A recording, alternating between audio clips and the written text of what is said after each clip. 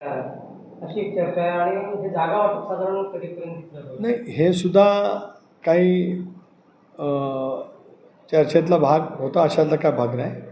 एक 4 दिवसापूर्वी नागपूरमध्ये माननीय मुख्यमंत्र्यांच्या निवासस्थानी मुख्यमंत्री, दोन्ही उपमुख्यमंत्री, भाजपचे अध्यक्ष चंद्रशेखर बावनकुळे, प्रफुल्लभाई पटेल आणि मी स्वतः सुनील तटकरे, आमची जवळपास 2-2.5 तास चर्चा त्या ठिकाणी झाली.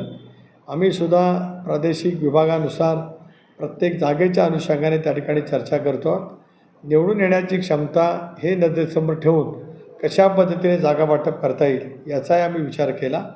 काल अमितभाईंच्या जवळ चर्चा झाली, त्यावेळेला प्रत्येक पक्षाला सन्मानपूर्वक जागा निश्चित त्या ठिकाणी मिळतील आणि त्या सन्मानपूर्वक जागा प्रत्येक घटक पक्ष त्या ठिकाणी घेत असतानाच निवडून येण्याची क्षमता हा सुद्धा त्याच्यातला एक बॅरोमीटर असेल असं आम्ही त्या ठिकाणी ठरवलेलं आहे.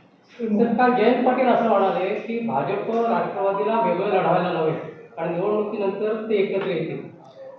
कदाचित उबाठा, काँग्रेस, जयंत पाटील ज्या पक्षामध्ये काम करत आहेत त्यांना वेगळं लढवण्याची शक्यता निर्माण झाली असल्यामुळेच कदाचित अशापैकी निराधार वक्तव्य करण्याची भूमिका जयंतरावांनी घेतलेली पाहायला मिळते. एबीपी माझा, उघडा डोळे बघा नीट.